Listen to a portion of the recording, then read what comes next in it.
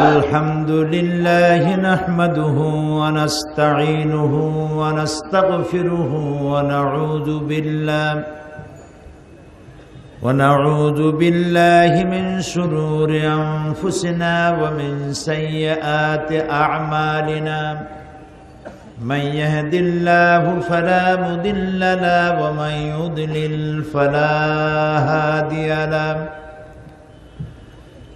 ونشهد أن لا إله إلا الله وحده لا شريك له ونشهد أن سيدنا وحبيبنا ومولانا محمدا عبده ورسوله الذي أرسله بالحق بشيرا ونذيرا وداعيا إلى الله بإذنه وسراجا منيرا فقد قال الله تعالى في كلامه المجيد وفرقانه الحميد أعوذ بالله من الشيطان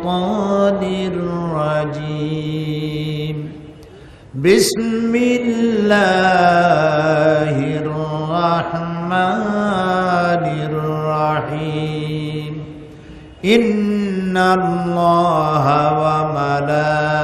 وملائكته يصلون على النبي يا أيها الذين آمنوا صلوا عليه وسلموا تسليما الله صل على سيدنا مولانا محمد وعلى آل سيدنا مولانا محمد محبت الشهد صل على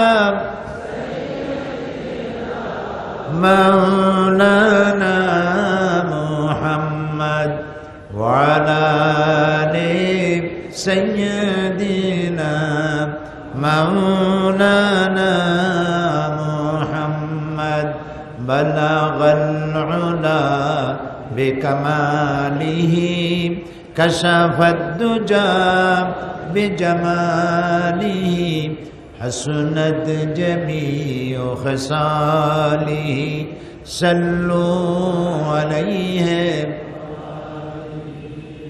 یہ تیری معراج تھی کہ تو لوح و قلم تک پہنچا اور میری معراج ہے کہ میں تیرے قدم تک پہنچا بلغ العلا بکمالہ کشف الدجى بجمالہ حسنت جمیع خصالہ صلوا علیہ نسیم جانب بطحا گزر کن زحوالم محمد را خبر کن بلغ العلا بکمالہ کشف الدجى بجمالہ حسنت جمیع خصالہ صلوا علیہ وآلہ اللہم آمین ربنا ظلمنا انفسنا وإن لم تغفر لنا وترحمنا لنكونن من الخاسرين اے اللہ تعالی সিলেট আঞ্জুমানে খেদমতে কোরআন কর্তৃক আয়োজিত এ বিশাল তাফসিরুল কোরআন মাহফিলের দ্বিতীয় দিবসে আমরা তোমার দরবারে হাত তুলেছি মেহেরবানি করে দুরুদ ও সালাম টুকুন সোনার মদিনায় নবী পাকের রওজা মোবারকে পৌঁছে দাও। तमाम पृथ्वीर माटिर नीचे যত মুমিন মুমিনাত শুয়ে আছেন তাদের আরওয়ার পরে সওয়াব পৌঁছে দাও রব্বুল আলামিন। এ মাহফিলে যারা শুনতে এসেছেন, আয়োজন করেছেন, মা বোনরা এসেছেন, রব্বুল আলামিন কোরআনে কারীমের হেদায়েত আমাদের সকলকে নসিব করে দিও ইয়া রব। करम तू अगर करे वो बात दे जुबां को जो दिल पर असर करे। रब्बना तक़ब्बल मिन्ना इन्नका अंतस समीउल अलीम व तुब अलैना इन्नका अंतत तव्वाबुर रहीम। सुब्हान रब्बिका रब्बिल इज्जति अम्मा यसिफून व सलामुन अलल मुरसलीन वल्हम्दुलिल्लाहि रब्बिल आलमीन। আঞ্জুমানে খেদমতে কোরআন কর্তৃক আয়োজিত সিলেট সরকারি মাদ্রাসা ময়দানে 3 দিনব্যাপী মাহফিলের আজকের দ্বিতীয় দিবসের সম্মানিত সভাপতি, দিগার ওলামায়ে কেরাম, আমার প্রাণ প্রিয় সম্মানিত সিলেটবাসী ভাইয়েরা, পর্দার আড়ালের বোনেরা, আসসালামু আলাইকুম ওয়া রাহমাতুল্লাহি ওয়া বারাকাতুহু। আমরা ওই মহান আল্লাহ তাবারক ওয়া তাআলার দরবারে সেজদা অবনত চিত্তে শুকরগুজার হচ্ছি, যিনি সুদীর্ঘ 2 বছর পরে বিশাল বিশাল তাফসীরুল কোরআন মাহফিলগুলির বদ্ধ দরজা সিলেটের পুণ্যভূমি থেকে খুলে দিলেন। সে আল্লাহর দরবারে শুকরিয়া আদায় করছি, মহব্বতের সাথে পড়ছি আলহামদুলিল্লাহ। রব্বানা লাকাল হামদ হামদান কাসীরান তাইয়িবান মুবারাকান ফীহি ইয়া রাব্বি লাকাল হামদু কামা ইয়ানবাগি লিজালালি ওয়াজহিকা ওয়া আযীমি সুলতানিক। আমরা প্রাণ ভরে আমাদের রবের প্রশংসা করে নিলাম। তিনি যে প্রশংসা করতে দিলেন দয়া করে, সেজন্য আবারও বলি আলহামদুলিল্লাহ। প্রিয় ভাই সব, গতকাল আমি কোরআনে কারীম থেকে আপনাদের সামনে কথা বলেছি এবং আজকেও বলবো বিমাশিয়াতিল্লাহ তাআলা। তবে এটা ঠিক, আমার কাছে কোনো ইলম নেই। সুবহানাকা লা ইলমা লানা ইল্লা মা আল্লামতানা আলাইহি তাওয়াক্কালতু ওয়া ইলাইহি উনীব। আমার রব, আমার মুনীব, তিনি যদি আমাকে বলার তৌফিক দেন তাহলেই আমি কিছু বলতে পারবো, নইলে আমার কাছে এমন কিছুই নাই যা এই বিরাট জনগোষ্ঠীকে আমি শোনাতে পারি। আল্লাহ তাআলা দয়া করে আমাদেরকে বলার তৌফিক দিন, শোনার তৌফিক দিন, বোঝার তৌফিক দিন, আমল করার তৌফিক দিন। এ কোরআনের হক আদায় করা সম্ভবপর নয়। বিশাল কিতাব, আজিম কিতাব। এই কিতাব সম্পর্কে এই কিতাবের মালিক বলেছেন, কুল বিফাদলিল্লাহি ওয়া বিরহমাতিহি ফাবিযালিকা ফালইফরাহু হুয়া খায়রুম মিম্মা ইয়াজমাউন। কুল বিফাদলিল্লাহি ওয়া বিরহমাতিহি, হে নবী আপনি বলুন এটি আল্লাহর পক্ষ থেকে তোমাদের জন্য করুণা, আল্লাহর দয়া, যেরকম একখানা কিতাব আল্লাহ তোমাদেরকে দান করেছেন। সুবহানাল্লাহ। এরকম আসতে বললেন সুবহানাল্লাহ। আল্লাহ বলছেন বলুন এরকম একখানা কিতাব যে আল্লাহ দিয়েছেন তোমাদেরকে, এটি আল্লাহর পক্ষ থেকে তোমাদের জন্য বিশেষ অনুগ্রহ। ফাবিযালিকা ফালইফরাহু, সুতরাং আনন্দ করার বিষয় যদি পৃথিবীতে কিছু থাকে, ফুর্তি করার কোনো জিনিস যদি থাকে, উল্লাস করার মতো কোনো জিনিস যদি থাকে, তাহলে এই কোরআন নিয়ে আনন্দ করো, কোরআন দিয়ে উল্লাস করো। এরকম একখানা কিতাব যে তোমরা পেয়েছো, সুবহানাল্লাহ। হুয়া খায়রুম মিম্মা ইয়াজমাউন, পৃথিবীর মানুষ যা কিছু অ্যাচিভ করেছে যা কিছু অর্জন করেছে কোরআন তার থেকে শ্রেয়। বিষয়টা যদি বুঝতেন তাহলে আর একবার সুবহানাল্লাহ বলতে পারতেন, এটা না বুঝেই বলছেন। হুয়া খায়রুম মিম্মা ইয়াজমাউন, পৃথিবীতে তোমরা যা সঞ্চয় করেছো, কি সঞ্চয় করেছো? জমি, বাড়ি, টাকা, ইন্ডাস্ট্রি, সোনা দানা, ক্ষমতা, যা কিছু পৃথিবীর মানুষ অর্জন করেছে এ সবগুলির চাইতে কোরআন শ্রেষ্ঠ, কোরআন শ্রেষ্ঠ। এইবার সুবহানাল্লাহটা বুঝে বলছেন, আলহামদুলিল্লাহ বলেন। কোরআন সম্পর্কে আল্লাহ তাআলা বলছেন, দেখো এটা কি দিলাম তোমাদেরকে আমি। আল্লাহ তাআলা তার নবীকে বলছেন, আলিফ লাম রা কিতাবুন আনজালনাহু ইলাইকা লিতুখরিজান নাসা মিনাজ-জুলুমাতি ইলান-নূর। আলিফ লাম রা, আলিফ লাম মিম, আইন সিন কাফ, হামিম, ইয়াসিন, নুন, এই যে হুরুফে মুকাত্তাত, বিচ্ছিন্ন অক্ষর, এর অর্থ কি? দুনিয়ার মানুষ এর অর্থ কেউ জানবে না, কেউ বলতেও পারবে না। ওয়াল্লাহু আ'লামু বিমুরাদি, এর অর্থ বলতে পারবেন কেবলমাত্র কে? আল্লাহ তাআলা। আল্লাহ তাআলা বলছেন আলিফ লাম রা, এর মধ্যে আমার জানার কিছু যদি থাকতো তাহলে আল্লাহ তার নবীর মাধ্যমে জানাই দিতেন। এটা যা জানাবার দরকার যিনি বলেছেন তিনি, আর যাকে বলেছেন তিনি, বা সেটার মধ্যে আমাদের জানার বিষয় এমন কিছু নাই যা না জানলে নয়।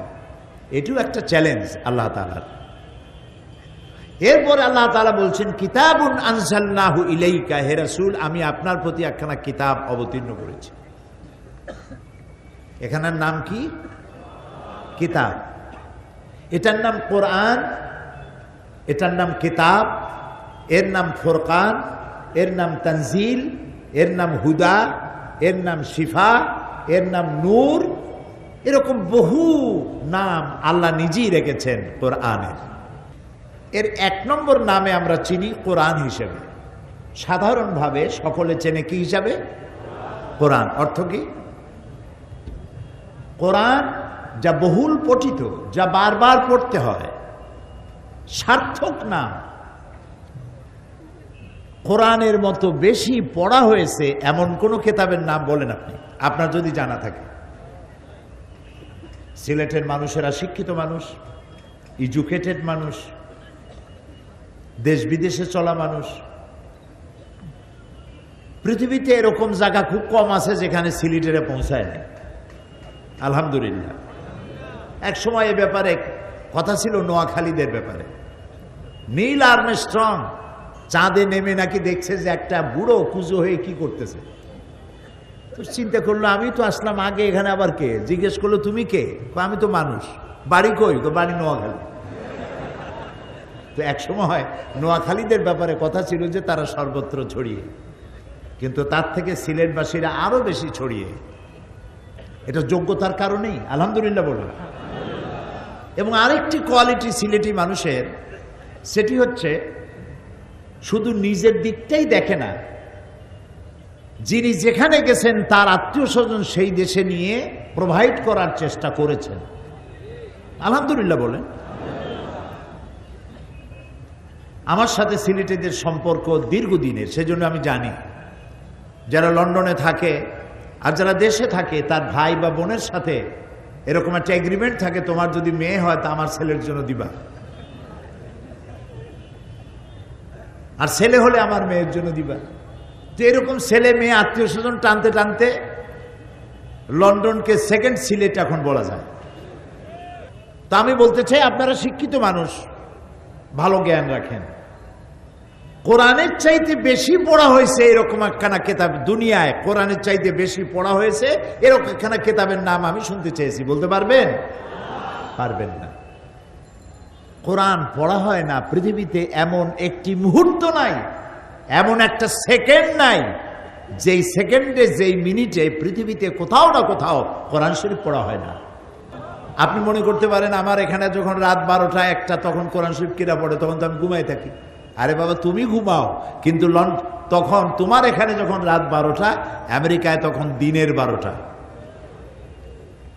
তুমি যখন এখানে ঘুমাও রাত 1টায়, ওরা তখন জোহরের নামাজ পড়ে। আমার যখন ফজর তখন আর এক জায়গায় আসর, আমার যখন জোহর তখন আর এক জায়গায় ইশা। তো পৃথিবীতে এমন কোনো জায়গা নাই যেখানে কোনো না কোনো সময় এই বিশ্ব চরাচরে আল্লাহর কোরআন থেকে এক মুহূর্তের জন্য পৃথিবী বঞ্চিত হয়। একটা সেকেন্ড বিশ্ব জুড়ে তেলাওয়াত হচ্ছে, সুবহানাল্লাহ। সার্থক নাম কোরআন, সুবহানাল্লাহ। এই কিতাবের আরেকখানা নাম হচ্ছে, কোরআনের আরেকখানা নাম হচ্ছে কিতাব। কিতাব কি? কিতাব যা লেখে, কিতাবাত করা, লেখা। কোরআনের চাইতে বেশি লেখা হয়েছে, বেশি প্রিন্টেড হয়েছে, ছাপা হয়েছে, এরকম একখান বইয়ের নাম বলেন। কোরআনের চাইতে বেশি ছাপা হয়েছে এরকম একখানা বইয়ের নাম শুনতে চাই? নাই। সৌদি আরবের বাদশাহ ফাহাদ বিন আব্দুল আজিজ রাহেমাহুল্লাহ, আল্লাহ তাকে জান্নাতুল ফেরদাউস নসিব করুন, বলি আমিন। মক্কা মদিনাকে যে সাজাইছে, আল্লাহ যদি ফাহাদরে মাফ করতে চায়, মসজিদুল হারাম আর মসজিদুল হারাম মদিনা আল মুনাওয়ারা, মসজিদুল হারাম আর নববিয়া শরীফ মদিনা আল মুনাওয়ারা, মসজিদুল হারাম মক্কা আল মুকাররমা, যেরকম তিনি সাজাইছেন, জান্নাতে আল্লাহ দিতে চাইলে যে কোনো একটা কবুল করে দিলেই পারেন। তারপরে কোরআনের যে খেদমত তিনি করেছেন, এত বড় খেদমত আমি জানি না কেউ করেছে কিনা, আমার জানা নেই। মুজাম্মা মালিক ফাহাদ মদিনা আল মুনাওয়ারা, মদিনা প্রিন্টিং প্রেস, এটা হচ্ছে পৃথিবীর সর্বশ্রেষ্ঠ প্রেস। এর থেকে বড় প্রেস পৃথিবীতে আর নাই। মালিক ফাহাদ আমাকে দাওয়াত দিলেন রাজকীয় মেহমান করে হজ করার জন্য। মদিনা মুনাওয়ারায় রাষ্ট্রীয় মেহমান যারা ছিলেন তাদেরকে মুজাম্মা মালিক ফাহাদ দেখানো হলো। এই জীবনের প্রথম আমি দেখলাম 90-এর দশকে মালিক ফাহাদ প্রিন্টিং প্রেস। প্রতি ঘন্টায় এরকম 900 জেল কোরআন শরীফ ছাপা হয় প্রতি ঘন্টায়। সাদা কাগজ গিয়ে মেশিনে ঢুকছে, সাদা কাগজ পেঁচানো আছে, ওখান থেকে ঢুকছে মেশিনে, মেশিন থেকে প্রিন্ট হচ্ছে, প্রিন্টের পরে কাটিং হচ্ছে, কাটিংয়ের পরে বাইন্ডিং হচ্ছে, বাইন্ডিং হয়ে বক্সে ঢুকছে, সেখান থেকে পেঁচাই দিচ্ছে, এরপরে ট্রাকে উঠতেছে, এরপরে প্লেনে উঠতেছে। 30টি ভাষায় কোরআন শরীফ তর্জমা হয়ে, ট্রান্সলেশন হয়ে, এক্সপ্লানেশন হয়ে, ব্যাখ্যা হয়ে, তর্জমা হয়ে, অথবা সলিড কোরআন শরীফ হয়ে ছড়িয়ে পড়ছে বিশ্বময়। দুনিয়ায় এমন কোন দেশ নাই যেখানে মালিক ফাহাদের ছাপানো কোরআন শরীফ পৌঁছায় নাই। ফ্রি অফ কস্ট, বিনা মূল্যে কোরআনে করিম বিতরণ হচ্ছে প্রতি ঘন্টায় ঘন্টায় বিশ্ব জুড়ে। সুবহানাল্লাহ। তাহলে এর নাম হচ্ছে কিতাব। এর থেকে বেশি লেখা হয়েছে এমন কোনো কিতাব পৃথিবী নাই, ছাপা হয়েছে এমন কোনো বই পৃথিবীতে জন্ম হয় নাই, আর এর থেকে বেশি পড়া হয়েছে এমন কিতাবও পৃথিবীতে নাই। সুবহানাল্লাহ বলবেন না? দুর্ভাগ্য এখানে, এতক্ষণ তো সৌভাগ্যের কথা বললাম, এখন দুর্ভাগ্যের কথাটাও বলি না? বলবো না। দুর্ভাগ্যের কথা হচ্ছে এখানে, যেই কোরআন আমার সৌভাগ্যের চাবিকাঠি, সেই কোরআন পৃথিবীতে মানুষ বুঝে পড়ে না। আমি যদি প্রশ্ন করি যে না বুঝে পড়ে পৃথিবীতে কোন জাতি, কোন ধর্মের লোক না বুঝে পড়ে এরকম একখানা কিতাবের নাম করেন, পারবেন বলতে? পারা তো উচিত। তার নাম কোরআন শরীফ। এই কোরআন শরীফ মানুষ না বুঝেই পড়ে, অধিকাংশ মানুষ না বুঝে পড়ে। আপনার ছোট্ট বাচ্চাও ইংরেজি হোক বাংলা হোক বানান করবে আর বুঝে পড়বে। না বুঝে পৃথিবীতে কেউ কিছু পড়ে না, যা পড়ে তা বুঝে পড়ে। এটা সত্য কিনা? একমাত্র কিতাব কোরআন শরীফ যা মানুষ না বুঝে পড়ে। দুর্ভাগ্য এখানে। তো আল্লাহ তাআলা বলছেন, কিতাবুন আনজালনাহু ইলাইকা, আমি আপনার প্রতি একখানা কিতাব অবতীর্ণ করেছি। কেন? লিতুখরিজান নাসা মিনাজ-জুলুমাতি ইলান-নূর, যাতে করে মানব মণ্ডলীকে আপনি অন্ধকার সমূহ থেকে বের করে এনে আলোর দিকে নিয়ে আসতে পারেন। অন্ধকার সমূহ কি? অন্ধকার সমূহ হচ্ছে মানুষের তৈরি করা যত মতবাদ, সব অন্ধকার। আল ইসলাম নূরুন, বলেন আল ইসলাম নূর। ইসলাম হচ্ছে আলো, আর এর বাইরে যা আছে সব অন্ধকার, জুলুমাত। জুলুমাত কোরআন শরীফে অন্ধকার আল্লাহ তাআলা এক বচনে বলেন নাই, সব জায়গায় বহু বচন এনেছেন। আর নূরের বহু বচন হলো আনোয়ার, এই শব্দটাই কোরআন শরীফে নাই। যখনই তিনি আলোর কথা বলেছেন এক বচনে বলেছেন, অন্ধকার বলতে গিয়ে বহু বচনে বলেছেন। লক্ষ্য করছেন কেন? কারণ অন্ধকারের হয় অনেক রূপ। অমাবস্যার অন্ধকার, মেঘাচ্ছন্নের অন্ধকার, কুয়াশাচ্ছন্নের অন্ধকার, দরজা জানলা বন্ধ করে দেওয়ার এক ধরনের অন্ধকার, সুবে কাজেবের এক রকমের অন্ধকার। তো অন্ধকারের নানান রূপ হয়। আলোর রূপ কিন্তু একটাই। আলোর রূপ কয়টা? একটাই। সেই জন্য মানব রচিত সকল মতবাদের মধ্য থেকে মানুষদেরকে আলোর দিকে নিয়ে আসবেন। সে আলোর নাম কি? ইসলাম। আলোর নাম কি? ইসলাম। সেই জন্য আলোর দিকে আনার জন্যই এই কিতাব আমি আপনার প্রতি অবতীর্ণ করেছি, যাতে করে আপনি মানব মণ্ডলীকে আলোর দিকে নিয়ে আসতে পারেন। নবী করিম সাল্লাল্লাহু আলাইহি ওয়াসাল্লাম এই কোরআন দিয়েই অন্ধকার জাতিকে আলোর দিশা দিয়েছিলেন। বিশ্বকবি আল্লামা ইকবাল সুন্দর করে বলেছেন, উতর কর গারহেরা সে সুয়ে কওম আয়া, উতর কর গারহেরা সে সুয়ে কওম আয়া, और एक नुस्खे किमिया साथ लाया। হেরা পাহাড় থেকে বিশ্বনবী নেমে এলেন, হাতে নিয়ে আসলেন পরশ পাথর। পরশ পাথর কারে বলে? পরশ পাথর যদি লোহার সাথে লাগে, লোহাগুলা কি হয় বলেন? সোনা হয়ে যায়। এটা হলো পরশ পাথর। এটা কি? পরশ পাথর। এই পরশ পাথরের সাথে ছোঁয়া লাগলো হযরত ওমরের মতো জাহিল। কত বড় জাহিল হলে আল্লাহ নবী হত্যা করতে আসে? তিনি যখন এর সাথে লেগে গেলেন, সেই হযরত ওমর কি ছিলেন, কোথায় চলে গেলেন? সুবহানাল্লাহ। লোহাগুলি সোনা হয়ে গেল। আমি মাঝে মধ্যে বলি, নিশ্চয়ই মনে থাকার কথা আপনাদের, মাঝে মধ্যে বলি যে কোরআন শরীফ পেঁচানো থাকে কাপড় দিয়া, আবার এটা রেহালের উপরে রাখা হয়। এটা এখানে কি বলে? রেহাল বলে। আচ্ছা, রেহাল বলে। ওটা কাঠের তৈরি, প্লাস্টিকের তৈরি। যে রেহালের উপরে রাখা হয়, ওইটার সাথে যদি কারো পাও লাগে, যে কাপড় দিয়ে পেঁচানো থাকে সেই কাপড়ে যদি পাও লাগে, তাহলে আপনার কাছে কেমন লাগে? নিজের কাছে একটা অপরাধ বোধের সৃষ্টি হয়। কাপড়টা তুলে একটা চুমা দেন, ওই রেয়ালটায় একটা চুমা দেন। অথচ আমি কাঠের উপরে কিন্তু বসে আছি এখন, এই চেয়ারটা এটা কাঠের তৈরি, আমার পাওটা কাপড়ের উপরে। এতে আমার মনের মধ্যে কোনো অপরাধ বোধ সৃষ্টি হচ্ছে না যে আমি কাঠের উপরে বসছি কেন, কাপড়ের উপরে পাও রাখছি কেন। কিন্তু ওই কাঠটায় পাও লাগলে শিউরে উঠি, ওই কাপড়টায় পাও লাগলে শিউরে উঠি। কেন? কারণ হলো এই কাপড়টা কিছুদিন কোরআনের সাথে লেগেছিল, ওই কাঠটা কিছুদিন কোরআনকে বহন করেছিল। কয়েকটা দিন একটা কাপড় কোরআনের সাথে জড়ায় থেকেছিল বলে কাপড় টুকরার মর্যাদা বাড়ল। কয়েকটা দিন রেহালের উপরে কোরআনটা ছিল বলে ওই কাঠটার মর্যাদা বাড়ল। কিন্তু চরম দুর্ভাগ্য আমার যে কোরআন আমার জন্য নাজিল হলো, আমার মর্যাদা বাড়ল না। আমি ফিলিস্তিনে মার খাই, আমি আফগানে মার খাই, আমি চেচনিয়ায় বসনিয়ায় মার খাই, আমি গোটা দুনিয়ায় সব থেকে বেশি অবহেলিত, নির্যাতিত, নিগৃহীত, আমার চাইতে নিগৃহীত, নির্যাতিত, মজলুম জাতি পৃথিবীতে আজ নাই। এটা কি অসত্য না সত্য? রূঢ় বাস্তব, রূঢ় বাস্তব।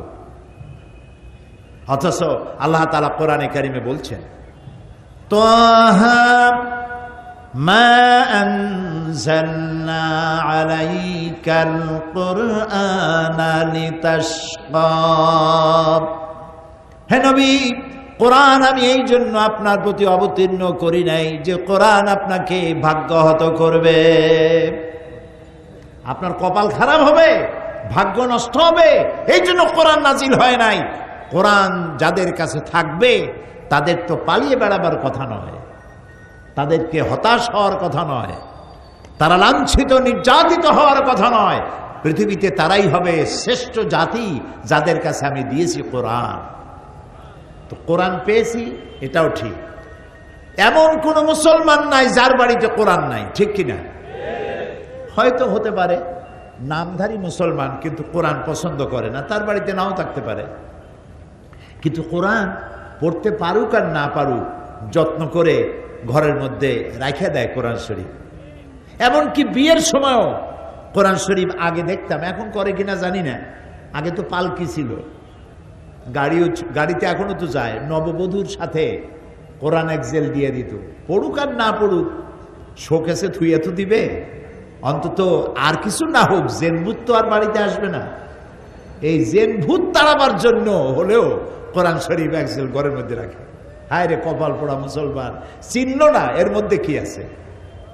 আহারে, সেই জন্য মোমেন বলে দাবি করি, কিন্তু মোমেনের গুণাবলী অর্জন করতে পারিনি। চলেন গতকালকে যেখান থেকে ছেড়েছি সেখানে গিয়া শুরু করি। আমি বলেছিলাম আমরা নিজেরা নিজেদেরকে দাবি করি যে আমরা মোমেন। কি দাবি করি বলুন তো? সবাই বলে মোমেন। কিন্তু যেই মোমেনদের জন্য আল্লাহর ওয়াদা আছে, ওয়ালা তাহিনু ওয়ালা তাহজানু ওয়া আনতুমুল আ'লাউনা ইন কুনতুম মুমিনিন, যে মোমেনদের জন্য আল্লাহ তাআলা বিজয়ের ওয়াদা করেছেন, আমরা কি সেই মোমেন আছি? যদি থাকতাম তাহলে আজকের এই দশা হতো না। নিশ্চয়ই ইমানের কোথাও না কোথাও ঘাটতি হয়েছে। সেই ঘাটতিগুলি পূরণ করার জন্যই আমি সূরা তওবার 112 নম্বর আয়াতকে বেছে নিয়েছি। আপনাদের কি মনে আছে ইমানের মোমেনের চারিত্রিক বৈশিষ্ট্যের ব্যাপারে কয়টি কথা আল্লাহ তাআলা এই আয়াতে বলেছেন? আলহামদুলিল্লাহ 8টি। গতকাল যারা ছিলেন না তারা শুনে নেন, 8টি। মোমেনের চারিত্রিক বৈশিষ্ট্য কয়টি?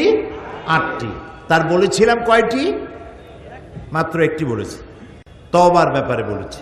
তো যেটা বলেছি সেটার পুনর্ব্যক্ত করার, পুনর্বার আলোচনা করার কোনো প্রয়োজন নেই। যারা শুনতে পান নাই গতকালকেরটা, তারা ক্যাসেট সংগ্রহ করবেন, শুনে নেবেন। আজকে শয়তানের ওয়াসওয়াসা থেকে পানা চেয়ে নিই, যাতে করে আমাদেরকে উঠায় না দিতে পারে শয়তান। শয়তান তো চায় না যে আমরা কোরআন বুঝি, এটা কি শয়তান চায়? আরে ভাই কথা কন না কেন? শয়তান এটা চায় না বলেই তো কোরআন থেকে আমাদেরকে দূরে রেখেছে। আমরা বলেছি কোরআন বোঝা কঠিন, আসুন হাদিস আলোচনা করি। শয়তান আমাদেরকে বিভ্রান্ত করেছে, কোরআন থেকে দূরে সরিয়েছে। ব্যাখ্যার কাছে গেছি, আসলের কাছে থাকিনি। এই জন্য শয়তান যেন আমাদের কাউকে কোরআনের এই আলোচনা থেকে বঞ্চিত করে না দেয়, সেজন্য পানা চাইতে হবে কার কাছে? পড়েন আমার সাথে, আউযু বিল্লাহি মিনাশ শাইতানির রাজীম, বিসমিল্লাহির রাহমানির রাহিম। বিতাড়িত মরদুদ শয়তানের ওয়াসওয়াসা থেকে আল্লাহর কাছে পানাহ চাই। পরম করুণাময় আল্লাহ রাব্বুল আলামিনের নামে শুরু করছি। التائبون العابدون الحامدون السائحون الراكعون الساجدون الآمرون بالمعروف والناهون عن المنكر والناهون عن المنكر والحافظون لحدود الله وبشر المؤمنين মুমিনদের চারিত্রিক বৈশিষ্ট্য একটি আয়াতের মধ্যে আল্লাহ তাআলা এনে দিয়েছেন। এই আয়াতটির এক নম্বর হচ্ছে বারবার তওবাকারী, একবার না বারবার তওবাকারী। দুই নম্বর হচ্ছে আল আবেদুন, ইবাদতকারী। দুই নম্বরে কি বলুন? ইবাদতকারী। মুমিনের চারিত্রিক বৈশিষ্ট্য আল্লাহর ইবাদত করা। আর ইবাদত কি, সে জিনিসটা বুঝতে অনেক সময় আমরা ভুল করে থাকি। ইবাদত মনে করি নামাজ, রোজা, হজ, যাকাত। যদি জিজ্ঞেস করি ইবাদত কাকে বলে, তো আপনি এই জবাবই দিবেন সাধারণত, যে নামাজ, রোজা, হজ, যাকাত ইত্যাদি ইবাদত। নামাজ, রোজা, হজ, যাকাত ইবাদত তো বটেই, কোনো সন্দেহ নাই, কিন্তু ইবাদত এরই মধ্যে সীমাবদ্ধ নয়। মানব সৃষ্টির মূল উদ্দেশ্যই কিন্তু ইবাদত। মানব সৃষ্টির মূল উদ্দেশ্য কি বলেন? মুখস্থ হয়ে যায়। আল্লাহ তাআলা বলছেন, মা খালাকতুল জিন্না ওয়াল ইনসা ইল্লা লিয়াবুদুন। আমি মানব গোষ্ঠী এবং জিনদেরকে ইবাদত ছাড়া অন্য কোনো কারণে সৃষ্টি করি নাই। এখন যদি আপনি মনে করেন যে নামাজ, রোজা, হজ, যাকাতই একমাত্র ইবাদত, তাহলে তো আপনি চাকরি করতে পারবেন না, আপনি ব্যবসা করতে পারবেন না, আপনি হাল চাষ করতে পারবেন না, আপনি বিয়ে শাদী করতে পারবেন না, আপনি রাজনীতি, অর্থনীতি, সমাজনীতি করতে পারবেন না, যেহেতু আপনাকে ইবাদতের জন্য তৈরি করা হয়েছে। আর ইবাদত হলো নামাজ, রোজা, হজ, যাকাত। দেখছেন মুসিবত কি? এখন ইবাদতটা কি, সেই জিনিসটা আমাকে বুঝতে হবে।